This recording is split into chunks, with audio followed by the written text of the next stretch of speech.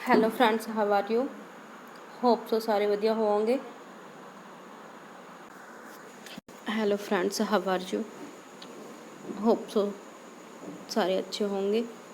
आज हम अपना टॉपिक आगे शुरू करने जा रहे हैं, जो कि है हमारा प्राकृतिक वातावरण। प्राकृतिक वातावरण में जो भी हमारे नेचुरल रिसोर्सेज हैं वो आएंगे। इसमें यही है कि जो भी भौगोलिक तत्व हैं, जो कि हमारे प्राकृतिक से जो भी संसाधन मिलते हैं, उसमें मौसम जलवायु संबंधित जो भी बंदरगाहें सुविधाएं हैं, या फिर जो हमारा तापमान है, वर्षा के मात्रा, समुद्र से हमारे जो बिजनेस की है वो दूरी कितनी है, माल को ढोने और लेके जाने में कितनी मतलब लागत आती है, या फिर हमें कितना कठिनाइयों का सामना करना पड़ता है, ये भी हमारे क्या है प्राकृतिक संसाधन का हिस्सा है। अगर हमारे जलवायु मौसम की स्थितियाँ कुछ हमारे जो उद्योग हैं तो उससे रिलेटेड हैं, फिर तो क्या है हमारा बिजनेस अच्छा होएगा। अगर ये हमारे अपोजिट हैं तो हमें क्या है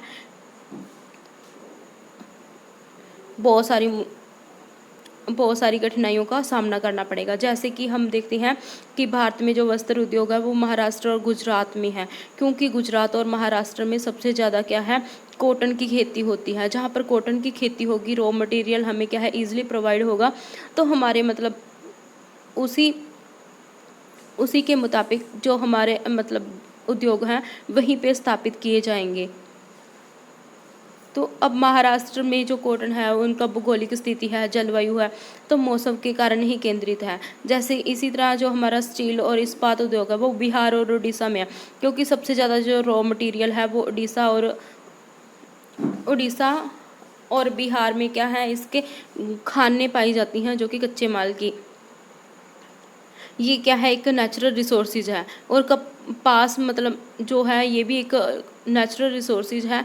तो जहाँ पर कपास है तो वहाँ पर क्या है हमारा वस्त्र उद्योग है। जहाँ पर हमारे क्या है स्टील और इमारत की जो खाने हैं तो उड़ीसा और बिहार में, तो वहीं पर हमारा क्या है ये इस्पात उद्योग है। तो ऐसे ही चीनी उद्योग की स्थापना प्राय उन क्षेत्रों में की जाती है जहाँ पर हमें क्या है गन्ने की उपज अधिक मात्रा में होती है। तो इससे हमें ये पता चलता है कि जो भी प्राकृतिक वातावरण है वो भी हमारे बिजनेस को क्या है इफेक्ट करता है। ऐसे ही बात करें कि हम सर्दियों में हम सबसे ज़्यादा क्या है सर्दियों में हम सबसे ज़्यादा हीटर की डिमांड करते हैं, ये भी हमारा प्राकृतिक है। और जो हम गर्मियों में एसी, कूलर वगैरह, रेफ्रिजरेटर इनकी डिमांड करते हैं, तो ये हमारा क्या है मौसमी है, जो ये हमारा प्राकृतिक वातावरण से संबंधित है। ये हमें बहुत इफेक्ट करता है हमारे बिजनेस को।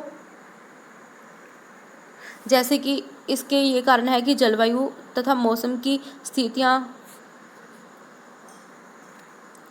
भूमंडलीय तत्व, व्यवसाय को स्थापित करने के स्थान संबंधी तत्व, प्राकृतिक संसाधनों की उपलब्धता, जैसे जलवायु तथा मौसम की स्थितियाँ। अगर हम ये मान के चलें कि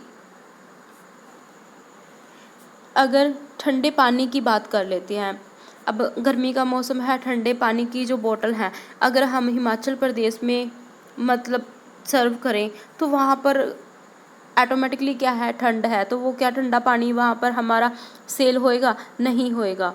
तो इस वजह से अगर हम वही ठंडा पानी राजस्थान में या हरियाणा, पंजाब में अगर प्रोवाइड करवाएं, सेल करें, तो हमारा क्या है इजीली हमारी सेल हो जाएगा। वैसे ही हमारा भूमंडलीय तत्व है। भूमंडलीय तत्व में जैसे ही हमारे क्या है जहाँ पर कपास की खेती होती है, जहाँ पर हमारा भूभाग है, तो वहाँ पर हमें क्या है ईजिली वैसे चीज़ें बनानी होती हैं। जहाँ पर हमारा क्या है समुद्री इलाका है, तो वहाँ पर क्या होएगा समुद्री इलाके में मछली पालन ज़्यादा होएगा, तो वहाँ के लोग क्या है मच्छी ज़्यादा खाएंगे, तो वहाँ पर क्या है मछली ज़्यादा उपयोग में लाई जाएगी और वही उद्योग चलेगा। अगर हम भूस्तरीय बात करें तो वहाँ पर हमारा क्या है कि हमें चावल हो गया या फिर गेहूँ हो गया, तो ये सब लोग ज़्यादा खाते हैं, तो इनका क्या है सेल ज़्यादा होएगी, तो इनका हमारा क्या है बिजनेस के ऊपर इफेक्ट पड़ेगा।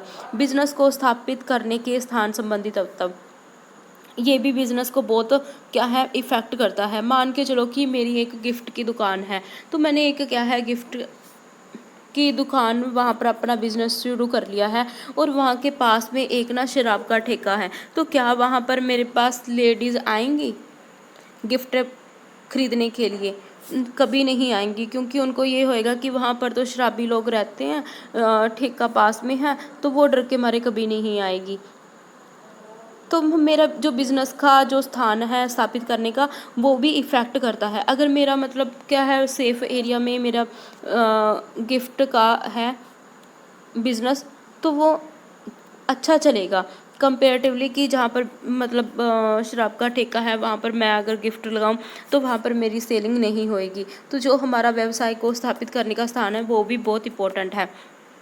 प्राकृतिक संसाधनों की उपलब्धता, जहाँ पर मेरे को कच्चा माल अच्छे से प्रोवाइड हो जाता है, ईज़िली प्रोवाइड हो जाता है कम कॉस्ट पे, तो मैं वहाँ पर ही अपना क्या है उद्योग स्थापित करूँगी। अगर वहाँ पर मेरे को कच्चा माल अच्छे से प्राप्त नहीं होता, तो वो क्या होएगा, बहुत इफ़ेक्ट करेगा।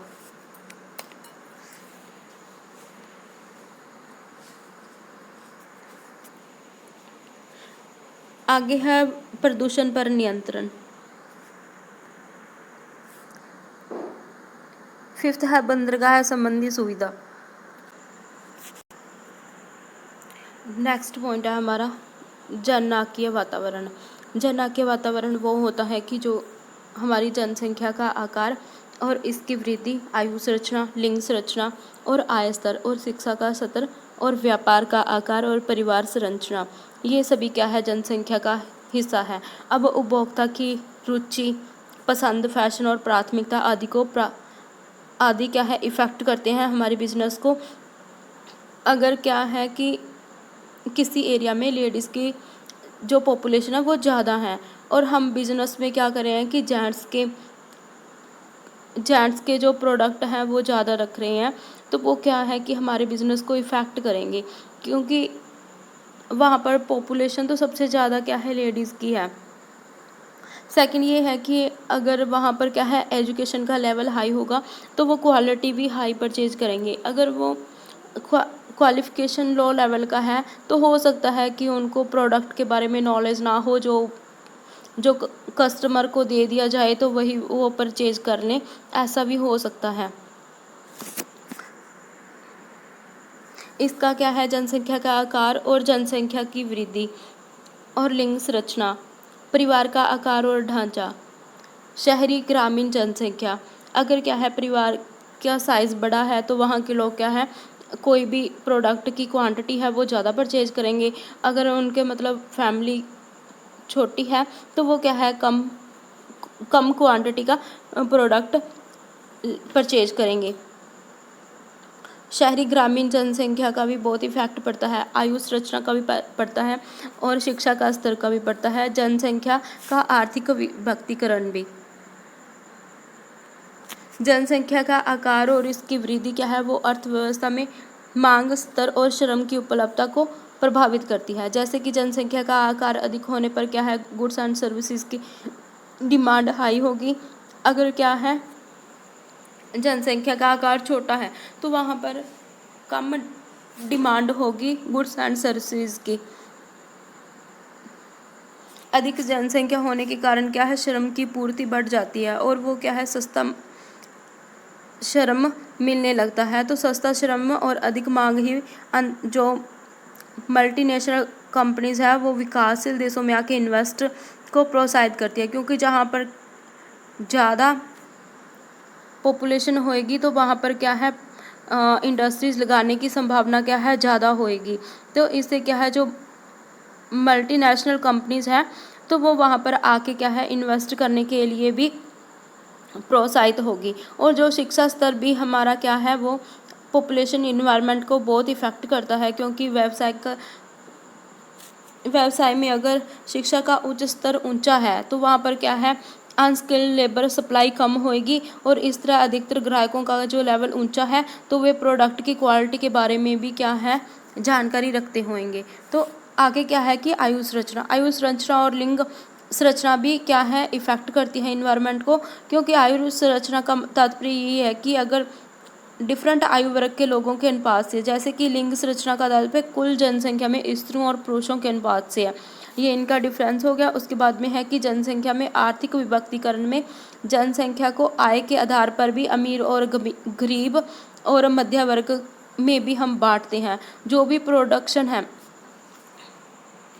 अगर उपभोक्ता क्या है अपनी गुड्स का निर्माण करने के लिए जो भी बिजनेस की यूनिट में वर्गों को ध्यान में रखता है, जैसे कि अमेरिका में जनसंख्या दर है वो बहुत कम है और इंडिया में सबसे ज़्यादा है, तो वो अमेरिका की जो कंपनी है वो इंडिया की ओर ज़्यादा आएंगी, इन्वेस्ट करना ज़्यादा समझेगी। और अमेरिका में सबसे ज़्यादा क्या है कि जो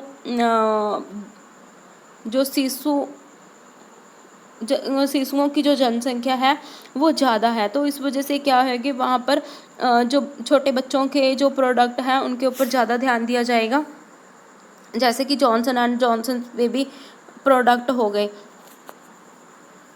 अब ये प्रोडक्ट बनाती है, पर अब गिरती मांग को बचाने के लिए वो क्या है अडल्ट के लिए भी प्रोडक्शन बनाने लगी है और जन नाट्य तथा व्यवसाय के नीति निर्धारण को भी इफेक्ट करती है, क्योंकि अब जो शिशु है तो उनके पहले अनुपात अच्छा होता था अमेरिका में, अब क्या है कम होने लगा। जैसे ही कम होने लगा तो वो क्या है कंपनी अपने मार्केट में बने रहने के लिए अब बड़ों के लिए भी वही प्रोडक्ट बनाने लगी है, वो शुरू कर दिए हैं, जिससे कि वो मार्केट में अपना जो स्थान है वो बनाए रखे। क्या आगे है इंटरनेशनल इन्वायरमेंट। इंटरनेशनल इन्वायरमेंट भी हमें क्या है इफ़ेक्ट करता है, जैसे कि ग्लोबलाइजेशन हो गया, लिबरलाइजेशन हो गया, प्राइवेटाइजेशन हो गया और पब्लिक हो गया, तो ये भी हमारे क्या है बिजनेस को इफ़ेक्ट करता है। जैसे कि कोई भी इंटरनेशनल इन्वायरमेंट है वो विभिन्न व्यवसायों के लिए काफ़ी महत्वपूर्ण है। आयतों में जैसे कि उदारीकरण का कुछ उद्योगों पर बहुत क्या है प्रतिकूल प्रभाव पड़ता है, जैसे कि इलेक्ट्रॉनिक में LG होगा, सैमसंग होगा, सोनी हो गया, ये मतलब बड़ी कंपनियां जो इंटरनेशनल की है, ये जब हमारे इंडिया में आई हैं तब से हमारा जो घरेलू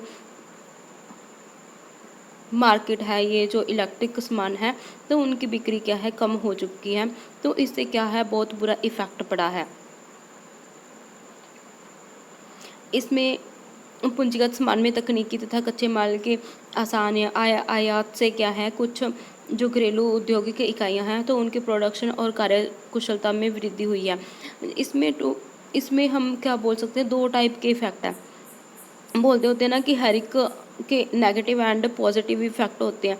जैसे ही फॉरेन वाली कंट्री आई तो साथ में क्या है टेक्नोलॉजी लेके आई हैं, तो इससे क्या है इंडिया में बहुत इफेक्ट पड़ा है, ये हमारे लिए पॉजिटिव बात है। बट नेगेटिव ये है कि जब से ये न्यू टेक्नोलॉजी लेके आई हैं तब से हमारा जो मतलब घरेलू है बिजनेस है तो उसमें बहुत ज़्यादा क्या है नेगेटिव इफेक्ट देखने को मिला है।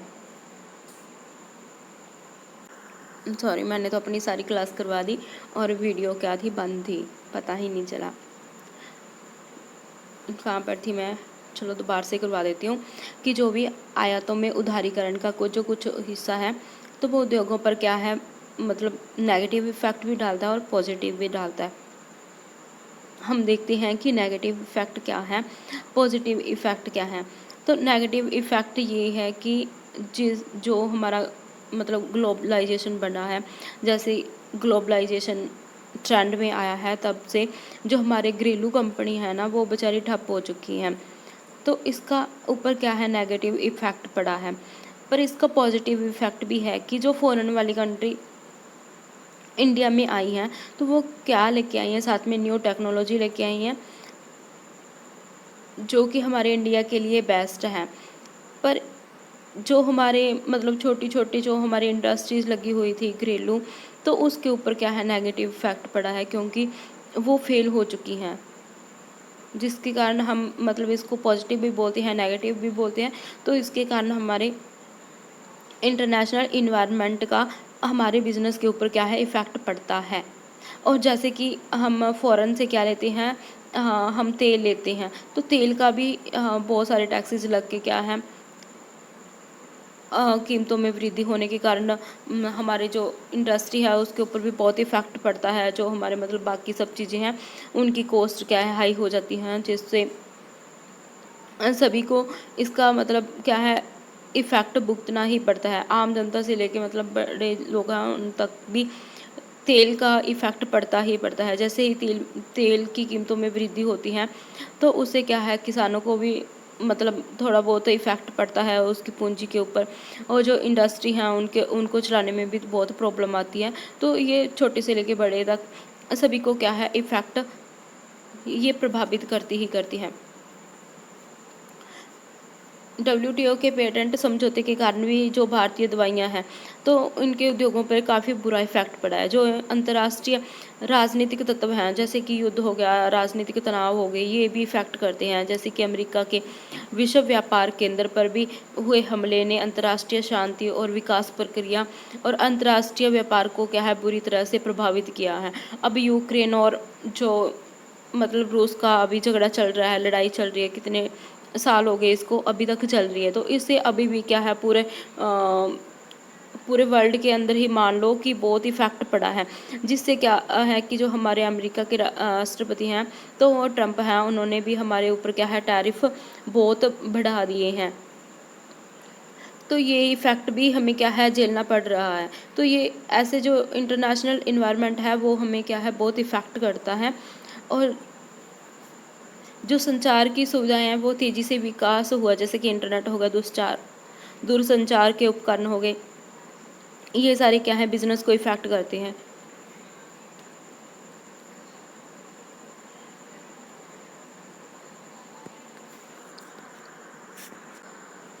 इससे क्या, विभिन्न देशों में जो भी फैशन शो होते हैं, ब्यूटी कंटेंट्स होते हैं, वो अंतर्राष्ट्रीय फैशन डिज़ाइनर व्यापार या ड्रेस डिज़ाइनिंग क्या है, बिज़नेस को इफ़ेक्ट करती हैं। जो भी हमारा क्या है, ट्रांसपोर्टेशन है या फिर टेक्नोलॉजी है, तो इसके कारण हमें क्या है, एक बिज़नेस जो एक वर्ल्ड है ना, वो हमें एक मार्केट ही नज़र आता है। हमें क्या करते हैं कि हमें फ़ॉरेन की कोई भी चीज़ पसंद आ गई, तो हम क्या करते हैं, घर बैठे ही ऑर्डर कर देते हैं।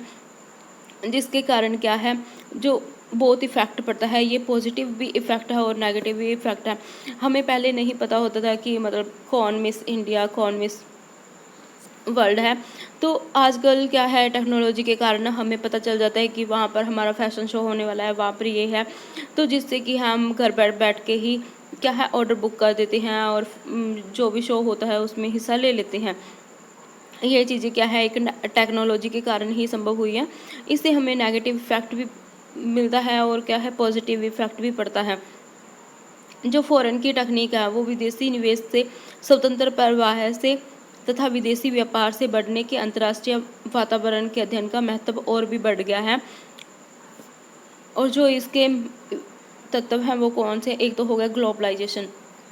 ग्लोबलाइजेशन के कारण क्या है, पूरा वर्ल्ड क्या है, एक मार्केट बन गया है। अब हम देखते हैं कि कोई भी चीज़ मंगवानी होती है, तो हम एक मोबाइल फ़ोन से, सिर्फ एक ऑर्डर से, एक क्लिक की दूरी पर क्या है, हमारी चीज़ है। मैं तो यही बोलूँगी। और सेकंड क्या है कि वैश्वीकरण, वित्तीय संकट। वैश्वीकरण के कारण क्या है, वित्तीय संकट भी होते हैं। ये भी बिजनेस के लिए क्या है, नेगेटिव इफ़ेक्ट है।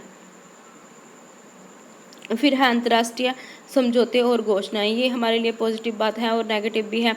जो भी इंटरनेशनल पर क्या है, समझौते लिए जाते हैं, कुछ के लिए तो वो क्या होंगे, पॉजिटिव होंगे, और कुछ के हो सकता है कि एक देश के लिए वो पॉजिटिव है तो दूसरे के लिए वो नेगेटिव भी हो सकता है। कोई भी घोषणा डब्ल्यूटीओ करता है, तो ज़रूरी नहीं है कि वो सभी देशों के लिए वो एक जैसी लागू होती हो सकता है वो उन घोषणाओं के साथ किसी देश का लॉस भी हो रहा हो और किसी के लिए बहुत प्रॉफिट भी हो रहा हो। आगे है अंतर्राष्ट्रीय आतंकवाद। जो अंतर्राष्ट्रीय आतंकवाद बढ़ रहा है, जैसे कि पाकिस्तान है, वो आतंकवाद को पाल रहा है, तो इसके लिए तो ये पॉजिटिव बात है। और जो जिस देशों में जाके आतंकवाद क्या है, हमले करता है, सैनिकों को मारता है, तो वो क्या है, तो उन देशों के लिए क्या है, ये नेगेटिव थिंकिंग है, नेगेटिव इफ़ेक्ट है। और आगे फिफ्थ क्या है, सांस्कृतिक आदान प्रदान। हम देखते हैं कि पहले इंडिया के अंदर क्या था। पहले जो हमारे भारत की वेशभूषा थी, वो कैसी थी, सिर्फ सादा और सिंपल रहन सहन था। और जब से क्या है, ग्लोबलाइजेशन हुआ है, तो आदान प्रदान हुए हैं हमारे सांस्कृतिक। हम क्या है, हम ये भूल ही गए हैं कि जो कैलेंडर थे पहले वाले, एकादशी क्या होती है और ये पूर्णमासी क्या होती है, सच्ची में मेरे को तो नहीं पता। शायद कुछ लोगों को तो अभी भी पता हो, हम ये ज़रूर जानते हैं कि हाँ, आज वैलेंटाइन डे है, आज रोज़ डे है, तो मतलब सूट भी पहनना मोस्टली गर्ल छोड़ चुकी हैं, तो वो क्या है जीन्स पे आ गई हैं। तो इसका क्या है हमारी संस्कृति के ऊपर इफ़ेक्ट पड़ता ही पड़ता है। पहले हम हिंदी बोलते थे, हमारी लैंग्वेज संस्कृत होती थी इंडिया की, पर आजकल हम इंग्लिश को प्रेफर करते हैं। जिसको अच्छी इंग्लिश बोलनी आती है तो वो पढ़ा लिखा है, अगर वो बेशक कितना मर्जी पढ़ा लिखा है, अगर वो एक फ्लुएंटली इंग्लिश नहीं बोल पाता तो उसको मतलब अनपढ़ ही समझा जाता है। तो ये आजकल हमारे क्या है इंडिया की कंडीशन है, जो कि हमारे ऊपर क्या है एक नेगेटिव इफ़ेक्ट भी है इसका, और ये इसका पॉजिटिव इफ़ेक्ट भी है। और इसका हमारे बिजनेस के ऊपर यही इफ़ेक्ट पड़ता है कि जो संस्कृति है तो वो टाइम टू टाइम क्या है एक मतलब, मैं पंजाबी हूँ तो मैं तो यही देखती हूँ कि हर मंथली क्या है सूट का जो डिज़ाइन है वो चेंज होता मिलता है। और जो भी मतलब होता है, कभी इंडो वेस्टर्न आ गया, अब ये आ गया, तो ये क्या है बिजनेस के ऊपर इफ़ेक्ट करता ही करता है। हमारा 7वां पॉइंट है बिजनेस इन्वायरमेंट की जो भी करैक्टरिस्टिक्स हैं वो क्या क्या हैं। फर्स्ट है जटिल इन्वायरमेंट, कॉम्प्लेक्स इन नेचर, जैसे कि राजनीतिक, आर्थिक, कानूनी, सामाजिक, ये सांस्कृतिक, तकनीकी, ये सारे क्या है संयोग से बनता है। ये सारे इन्वायरमेंट है वो किसी एक चीज़ से नहीं बनता, इसमें क्या है बहुत सारे तत्व इन्वॉल्व होते हैं। तो ये सभी तत्व क्या है बिजनेस को इफ़ेक्ट करते हैं, और ये बिजनेस को मतलब अलग अलग फॉर्म में भी इफ़ेक्ट करते हैं। मतलब ये पॉजिटिव भी हो सकते हैं, नेगेटिव भी हो सकते हैं। इसीलिए हम क्या है बिजनेस के इन्वायरमेंट को एक कॉम्प्लेक्स कॉम्प्लेक्स इफ़ेक्ट बोलते हैं। सेकेंड है हमारा डायनामिक, हम ये बोलते हैं कि जो वातावरण है वो क्या है टाइम टू टाइम चेंज होता रहता है, एक गतिशील है। हम ये नहीं कह सकते कि एक मतलब टाइम है वो रुका हुआ है, नहीं ऐसा नहीं है। हम जो पिछले 19 की बात करें और आज हम 2000 की बात करें तो इसमें बहुत दिन रात का इफ़ेक्ट है। पहले के लोग कैसे थे और अब के लोग कैसे हैं, पहले लोगों की सोच कैसी थी, आज के टाइम की जो लोगों की सोच है वो कैसी हैं। स्किल में भी इफ़ेक्ट हुआ है, टेक्नोलॉजी में भी इफ़ेक्ट हुआ है। तो हम ये चीज़ें क्या है बहुत इफ़ेक्ट डालती हैं बिज़नेस के ऊपर भी। तो अगर हम बात करें तो एक मतलब एज ए ह्यूमन बात करें तो ह्यूमन के ऊपर भी बहुत इफ़ेक्ट डालती हैं। तो इसका बिज़नेस के ऊपर तो इफ़ेक्ट पड़ेगा ही पड़ेगा। अगर क्या है कि हम डायनामिक है, अगर हम बिजनेसमैन होने के नाते अगर हम इन्वायरमेंट का टाइम टू टाइम क्या है हम एनालाइज करते रहें, हम स्टडी करते रहें, तो क्या है हमारा बिज़नेस अच्छा चलेगा। अगर हम टाइम के साथ नहीं चलेंगे तो हमारा बिज़नेस क्या है फेल होने की कगार पे आ जाएगा। तो इसका हम क्या है बोल सकते हैं कि जो ये गतिशील है, इनको बदलावों के साथ साथ क्या है बिजनेस को अपनी योजनाएं हैं, जो नीतियां हैं, उनको बदलना पड़ता ही पड़ता है। नंबर थर्ड क्या है कि विभिन्न फर्मों को विभिन्न तरह से इफ़ेक्ट करती है। एक एक कोई भी इन्वायरमेंट का एक फैक्टर है, वो हो सकता है कि अलग अलग कंपनी जो अलग अलग इंडस्ट्री हैं उनके लिए अलग अलग तरीके से इफ़ेक्ट करे।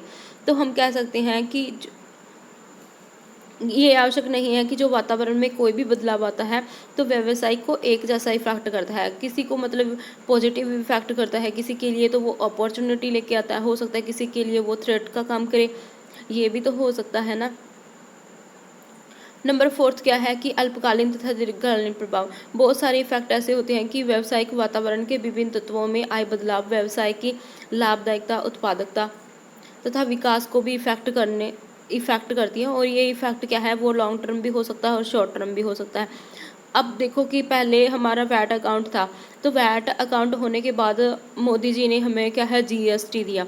तो जीएसटी के लिए हमें मतलब सभी को ऐसे बैलेंस बनाने के लिए 6 महीने या 1 साल का टाइम तो लगा ही होगा, जो कि हमारे लिए क्या है एक शॉर्ट टर्म है। अब हम कोरोना की बात करें तो कोरोना देख लो, अभी तक किसी को तो अभी भी क्या है किसी को लॉन्ग इफेक्ट किया है, क्योंकि कितने टाइम हम तक घर में बंद ही रहे हैं। तो हो सकता है कि उस टाइम में किसी का बिजनेस बिल्कुल ही ठप हो गया हो कि अब उसका मतलब बिजनेस है वो ग्रो ही ना किया हो, तो उसके लिए तो वो क्या हो गया, लॉन्ग टर्म में इफ़ेक्ट हो गया। हो सकता है कि किसी के लिए वो सिर्फ 6 मंथ के लिए ही इफ़ेक्ट पड़ा हो, इफ़ेक्ट ही ना पड़ा हो, तो वो क्या है शॉर्ट टर्म है।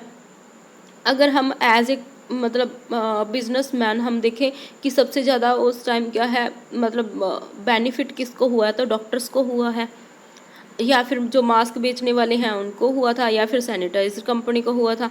तो उनके लिए तो क्या है एक अपॉर्चुनिटी थी। अगर बाकी सब के लिए हम देखा जाए तो उनके लिए क्या था, एक थ्रेट था, खतरा था। तो ये क्या है कि नेगेटिव और पॉजिटिव दोनों हो सकता है। फिफ्थ क्या है कि बाहरी वातावरणीय तत्वों का असीमित प्रभाव। जो भी मतलब एक्सटर्नल फैक्टर होते हैं तो वो हमारे क्या है कंट्रोल से बाहर होते हैं। कंट्रोल से बाहर होने के कारण क्या है उनका असीमित इफेक्ट पड़ता है। तो कई बार तो इन तत्वों का प्रभाव इतना गहरा होता है कि बिजनेस बंद होने की नौबत पे भी आ जाता है। जैसे कि किसी ने शराब या फिर हिस्की की बिक्री पर पाबंदी लगा दी। हमने देखा था कि हरियाणा के अंदर सबसे पहले बंसीलाल जी की सरकार में क्या किया था, शराब बंदी कर दी थी। तो उस टाइम जितने भी शराब के ठेके थे या फिर ठेकेदार थे उनको कितना मतलब इफ़ेक्ट पड़ा था, उनका तो बिजनेस ही ठप्प हो गया था। तो उनके ऊपर बहुत मतलब असीमित मात्रा में प्रभाव पड़ा था। और वहीं पर क्या था कि मैंने सुना था कि लोग घरों पे शराब निकालना शुरू कर दिया था। तो उनके लिए क्या था अपॉर्चुनिटी बन गई थी, क्योंकि अब वो सारे उनके पास लेने के लिए आते थे। और जो मतलब ठेकेदार थे उनके क्या है धंधा ठप हो गया था। और जो लोगों ने घरों में मतलब ऐसे शराब बना के बेचना पता नहीं कैसे वो शुरू कर दिया था, तो उन्होंने बहुत महंगी शराब बेची थी। ये मैंने सुना था।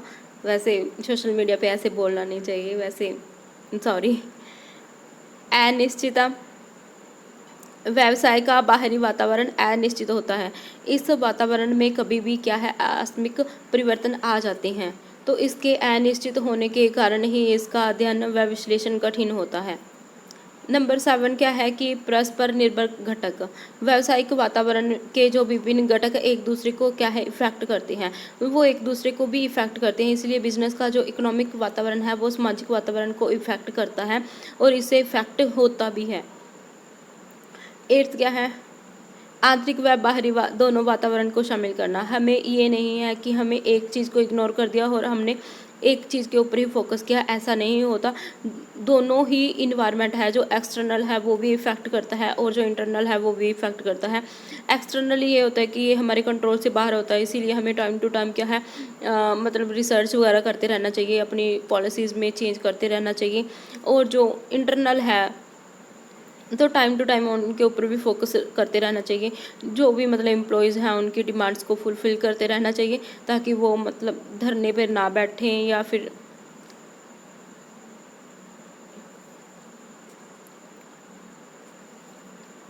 एट्थ क्या है हमारा बिजनेस और इन्वायरमेंट में क्या रिलेशन है।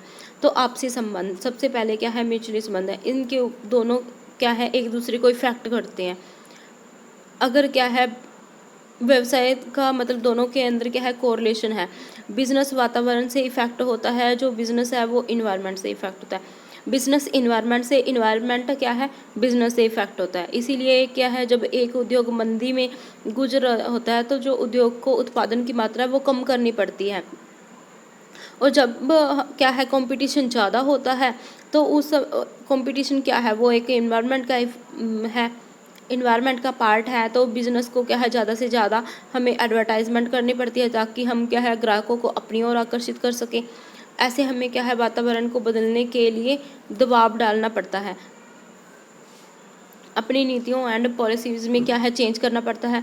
और जो व्यावसायिक वातावरण है वो इफ़ेक्ट करता है। और व्यवसाय और वातावरण में आपसी संबंध पाया जाता है, ये दोनों एक दूसरे को इफ़ेक्ट करते हैं। वातावरण क्या है व्यवसाय को गतिशील मानता है। हाँ जी, जो हमारा वातावरण है वो बिजनेस को क्या है गतिशील मानता है, और जो बिजनेस है वो वातावरण को गतिशील मानता है। ये मतलब दोनों में है।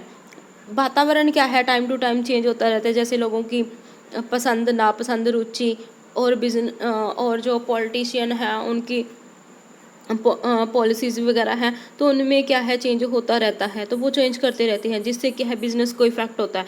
अगर क्या है बिज़नेस के अंदर कोई ऐसी चीज़ हो गई जो कि इन्वायरमेंट को भी इफ़ेक्ट करती है, जैसे पोल्यूशन हो गया, नॉइज़ पोल्यूशन हो गया। तो ये क्या है, एक दूसरे को इफ़ेक्ट करती रहती हैं।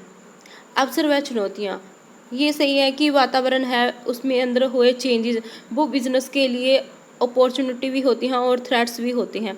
और जो बिज़नेस के अंदर जो चेंजेस होते हैं वो क्या है, इन्वायरमेंट के लिए चुनौती भी हो सकती है और अवसर भी हो सकते हैं। हो सकता है कि बिज़नेस के अंदर कोई ऐसी पॉलिसी बना दी गई है जो कि इन्वायरमेंट के लिए बेनिफिशियल हो, तो वो क्या होएगी, अवसर लेके आएगी इन्वायरमेंट के लिए। अगर वो मतलब बिजनेस के अंदर कुछ ऐसा हो कि वो बहुत सारा पोल्यूशन कर रही है, तो वो क्या है, एक इन्वायरमेंट के लिए चुनौती है।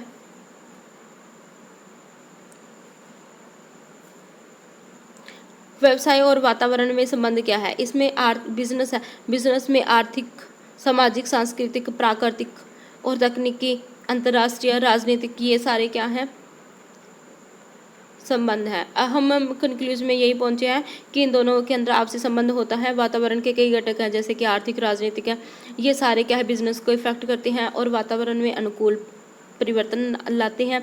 और तो व्यवसाय का भी विकास होता है। अगर यदि ये प्रतिकूल में बदल जाएं तो ये बिजनेस के लिए क्या है, थ्रेट्स लेके आएंगे, तो इसके ऊपर क्या है, नेगेटिव इफेक्ट पड़ेगा। और इन परिस्थितियों को स्टडी करना पड़ेगा और सतर्क रहना पड़ेगा। और प्रबंधक क्या है, अपने व्यवसाय को नुकसान से बचा सकता है अगर वो इसके ऊपर अच्छे से अपनी पॉलिसी लगाए। तो वर्तमान भारतीय व्यावसायिक वातावरण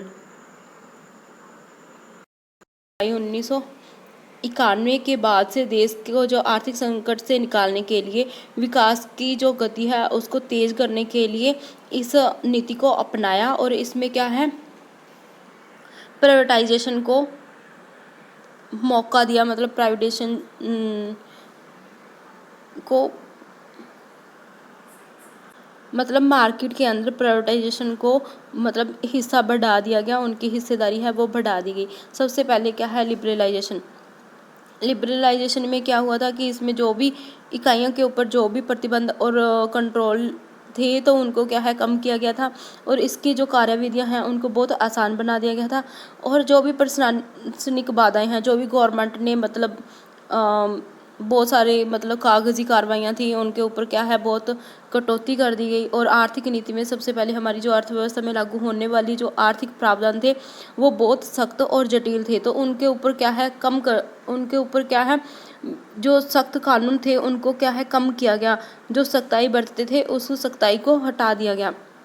जो भी हमें लाइसेंस लेना पड़ता था पहले, तो लाइसेंस के लिए बहुत लंबा प्रोसेस होता था, तो उसको भी क्या है, कम कर दिया गया। जो भी इम्पोर्ट और एक्सपोर्ट के ऊपर जो भी क्या है, एक्स्ट्रा जो टैक्स थे उनको भी टैक्स को रिड्यूस कर दिया गया। और जो भी हमारी क्या है, MRTP एक्ट था उनके अंदर, उनके ऊपर जो भी मतलब प्रावधान बने हुए थे तो उनको भी क्या है, कम कर दिया गया। और वर्तमान में जो भी उद्यमी अपने बिजनेस को आकार बढ़ा नहीं पा रहा था तो उसके लिए भी क्या है, ऐसी अपॉर्चुनिटी लेके आए ताकि वो अपना जो बिजनेस का विस्तार है वो अच्छे से कर सके।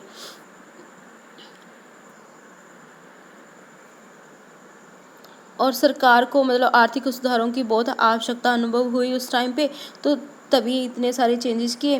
और कुछ अन्य देशों ने जैसे कोरिया हो गया, थाईलैंड हो गया, सिंगापुर हो गया, उनमें भी उदारीकरण के परिणाम काफ़ी अच्छे रहे। उन्होंने भी क्या है, उदारीकरण को बढ़ावा दिया। उदारीकरण में क्या था, मतलब गवर्नमेंट प्लस प्राइवेट दोनों कंपनी मर्ज होके क्या है, एक बिजनेस ओपन करती थी, तो हेल्प कर रही थी गवर्नमेंट।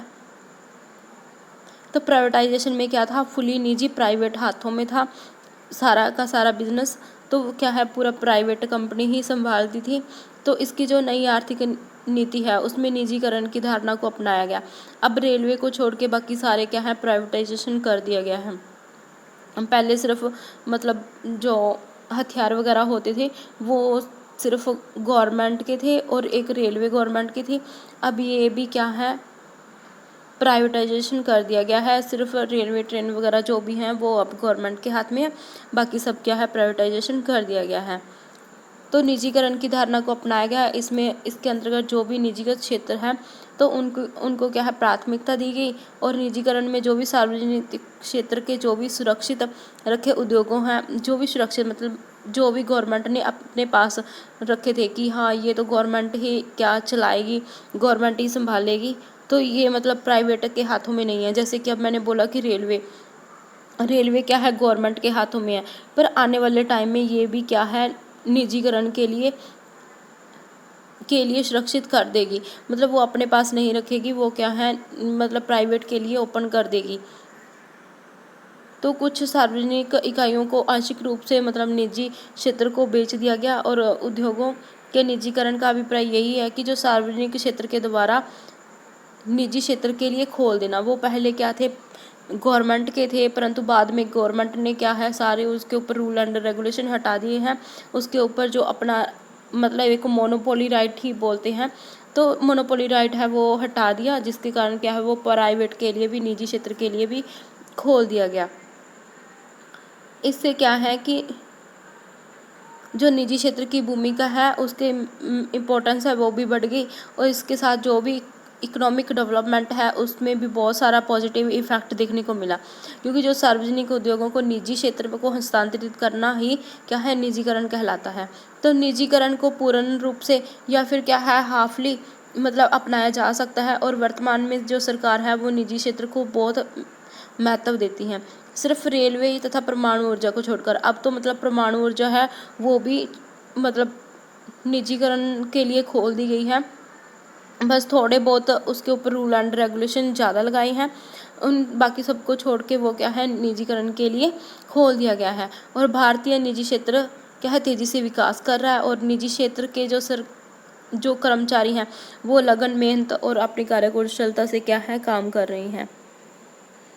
इसी वजह से ना सबसे ज़्यादा क्या है, हमने देखा कि लोग प्राइवेट चीज़ों के ऊपर ज़्यादा बिलीव करते हैं। हम सब सरकारी स्कूलों में बच्चे बहुत कम देखते हैं, हम प्राइवेट स्कूल के अंदर क्या है बच्चों की जनसंख्या ज़्यादा देख रहे हैं। और जो हम मतलब प्राइवेट हॉस्पिटल हैं, तो जो प्राइवेट जो डॉक्टर हैं उनके ऊपर ज़्यादा बिलीव किया जा रहा है। गवर्नमेंट हॉस्पिटल में बहुत कम मैंने देखा है, मैं तो हमेशा प्राइवेट ही देखा है। तो इसलिए मैं बोल रही हूँ कि जो प्राइवेट है उसके ऊपर ज़्यादा बिलीव किया जा रहा है। जो गवर्नमेंट है, गवर्नमेंट चीज़ों के ऊपर क्या है कम बिलीव करते हैं। क्योंकि जो गवर्नमेंट के जो भी उद्योग है ना, तो उनका जो प्रोसेस है वो बहुत स्लो है। तो आजकल मतलब सभी यही बोलते हैं कि हमारा जो काम है वो फास्ट हो जाए, तो इस वजह से सभी क्या है प्राइवेट क्षेत्र की ओर ज़्यादा आकर्षित होते हैं। क्योंकि उनका जो प्राइवेटाइजेशन के कारण जो उनकी सर्विसेज हैं वो बहुत फास्ट एंड वास्ट है। वैश्वीकरण का अर्थ यही है कि पूरे ग्लोब को एक छत के नीचे हम देख सकते हैं मार्केट की तरह, और एक देश की जो अर्थव्यवस्था को अन्य देशों की अर्थव्यवस्था के साथ जोड़ते हैं, और विदेशी पूंजी, विदेशी तकनीक और स्वतंत्र व्यापार को बढ़ावा देते हैं। तो वो हमारा क्या कहलाता है, वैश्वीकरण कहलाता है। इसमें घरेलू अर्थव्यवस्था को अन्य देशों की अर्थव्यवस्था के साथ क्या है संबंध बढ़ाया जाता है। नई आर्थिक नीति में वैश्वीकरण को बढ़ावा दिया है। इसमें बहुराष्ट्रीय जो निगम है या बहुराष्ट्रीय कंपनियां हैं, तो उनके लिए हमने क्या है अपना क्षेत्र है वो बढ़ाया है। तो हमने उनका कोटा भी फिक्स किया है। अगर वो मतलब हमारे किसी ऐसा एरिया है जहाँ पर भी बहुत डेवलप नहीं है, अभी अंडर डेवलप है, तो वहाँ पर अगर कोई फॉरेन कंपनी आके अपना बिजनेस स्टेबल करती है, तो वहाँ पर बहुत सारी सहूलतें गवर्नमेंट देती हैं, बहुत कर रियायत देती हैं। तो ऐसी फैसिलिटी प्रोवाइड करवाती हैं ताकि वो एरिया क्या है वो भी एक डेवलप हो सके। इससे मतलब जो भी कंट्री है उसको भी पॉजिटिव इफ़ेक्ट पड़ता है। अगर जो कंपनी है जो स्टैब्लिश हो रही है, तो उसको तो मतलब उसको कर में रियायत मिल रही है, तो इसके लिए भी तो एक पॉजिटिव बात है। वर्तमान में अब बहुत से जो विदेशी उपक्रम है वो भारत में सस्ती दरों पर लाभ उठाने के लिए कुशल मानवीय संसाधनों की उपलब्धता के कारण क्या है अपने निर्माणी उद्योग को भारत में ही स्थापित करते हैं। क्योंकि भारत के अंदर क्या ह्यूमन स्किल ज़्यादा है, और जो मतलब मैंने ये नोट भी किया है कि जो इंडिया के लोग हैं वो बहुत ज़्यादा मतलब ऐसे हैं कि बहुत ज़्यादा टाइम तक क्या है काम कर सकते हैं। ऐसे नहीं है कि हम थक गए या फिर बोर हो गए, ऐसा कुछ नहीं है। इंडिया के लोग जो ज़्यादा मेहनती हैं, तो इस वजह से भी क्या है, उनको एक पॉपुलेशन ज़्यादा होने की वजह से युवा हैं वो इजीली मतलब ह्यूमन रिसोर्सेज हैं वो इजीली क्या है प्रोवाइड हो जाती हैं। तो वैश्वीकरण का मुख्य उद्देश्य समूचे विश्व को क्या है एक वैश्विक गांव मतलब ग्लोबल विलेज के रूप में देखना। प्रतिस्पर्धा में वृद्धि, जैसे ही मतलब कंपनी है, बहुत सारी अलग अलग कंट्रीज़ की जो कंपनियां हैं वो घरेलू घरेलू जो मतलब आती हैं, बहुत सारी फॉरेन की जो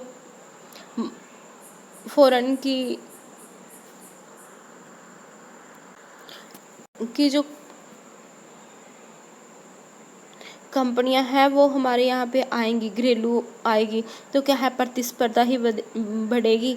तो बहुराष्ट्रीय कंपनियों के स्वतंत्र प्रवेश से जो घरेलू व्यावसायिक इकाइयों को विदेशी कंपनियों से अत्यधिक प्रतिस्पर्धा का सामना करना पड़ता है, क्योंकि घरेलू होती हैं तो उनको क्या है फॉरेन कंपनियों से ज़्यादा कंपटीशन करना पड़ता है, क्योंकि वो क्या है साथ में टेक्नोलॉजी लेके आती हैं।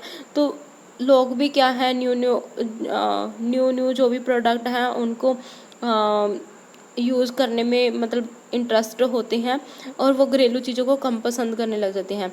और भारत में अब बड़े बड़े शॉपिंग मॉल आम देखने को मिलते हैं, और जो छोटी व्यावसायिक इकाइयां हैं तो वो बड़ी देसी और विदेशी व्यावसायिक इकाइयों से क्या है प्रतिस्पर्धा का सामना कर रही हैं। तो इसके ऊपर क्या है प्रतिस्पर्धा में वृद्धि हुई है। घरेलू कंपनियां हैं वो मतलब क्या है टारगेट कर रही हैं फॉरेन कंपनी को, तो इसके साथ क्या है वो कंपटीशन हाई होता जा रहा है। विदेशी निवेश में वृद्धि, विदेशी निवेश का यही है कि जो फॉरेन इन्वेस्टर्स के द्वारा है वो भारतीय कंपनियों के अंदर अब अंश या फिर क्या है डिबेंचर या फिर अपने बॉन्ड्स में इन्वेस्ट करना। भारतीय सरकार का विदेशी निवेश के प्रति जो उदार दृष्टिकोण है वो भारत में विदेशी निवेश को क्या है इनफ्लो में वृद्धि करता है, ताकि मतलब गवर्नमेंट यही चाहती है कि जो फॉरेन की करेंसी है वो इंडिया के अंदर आए और ज़्यादा से ज़्यादा लोग क्या है इन्वेस्ट करें, जिससे हमारी जो इकोनॉमी है उसके ऊपर क्या है पॉजिटिव इफेक्ट पड़े। इससे भारत में जो पूंजी निर्माण होगा, जो बैलेंस ऑफ पेमेंट है उसमें भी सुधार होएगा। सेवा में तेजी से विकास करना, पिछले कुछ वर्षों में भारत ने भी सर्विसेज एरिया के अंदर बहुत डेवलप किया है।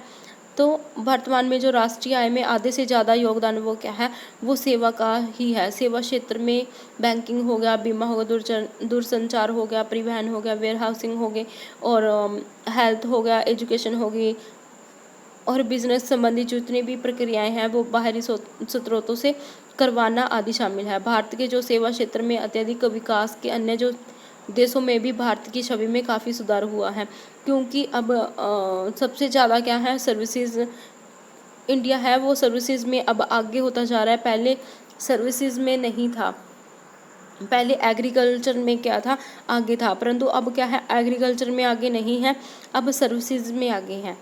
विदेशी व्यापार में वृद्धि, पिछले कुछ वर्षों में भारत ने भी क्या है विदेशी व्यापार में बहुत अधिक वृद्धि की है, और इसमें विश्व व्यापार संगठन का सदस्य होने के कारण भारत में जो विदेशी व्यापार में जो टैरिफ और नॉन टैरिफ है इसके ऊपर बाधा है क्या है कम है, तो इससे विदेशी व्यापार को भी बढ़ावा मिला है।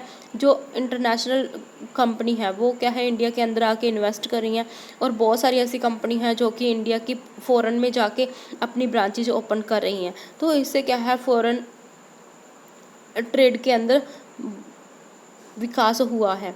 जीवन स्तर में सुधार, हम देख रहे हैं कि जैसे जैसे इंडस्ट्रीज डेवलप हो रही हैं, सर्विसेज मतलब क्षेत्र हमारा विकसित हो रहा है, वैसे वैसे ही हमारा जो लिविंग स्टाइल है उसमें भी बहुत सारी चेंजिंग आ रही हैं।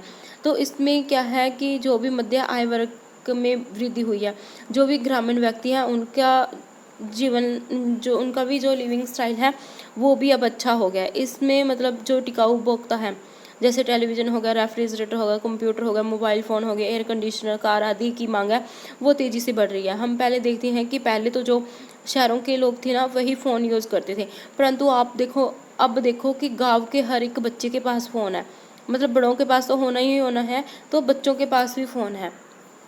इसके अंदर हम देख सकते हैं कि जो हमारा लिविंग स्टाइल है उसमें बहुत मतलब तेज़ी से क्या है विकास हुआ है। हर एक घर में हमें क्या है अब इस टाइम पे रेफ्रिजरेटर भी मिलेगा, हर घर में क्या है, हर एक बच्चे के पास हमें फ़ोन भी मिलेगा और एलईडी भी मिलेगी। तो इससे हमें क्या पता चलता है कि जो हमारा जो जीवन का स्तर है वो क्या है, ऊंचा उठ रहा है।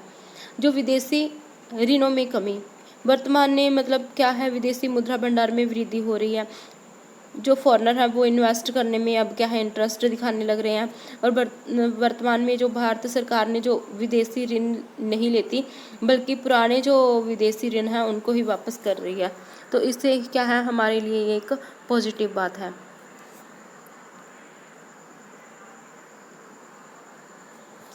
वैश्विक मंदी व यूरोपीय जो क्षेत्र हैं उनके अंदर ऋण संकट के कारण जो भारतीय अर्थव्यवस्था की विकास दर में जो कमी हुई है वो कैसे हुई है।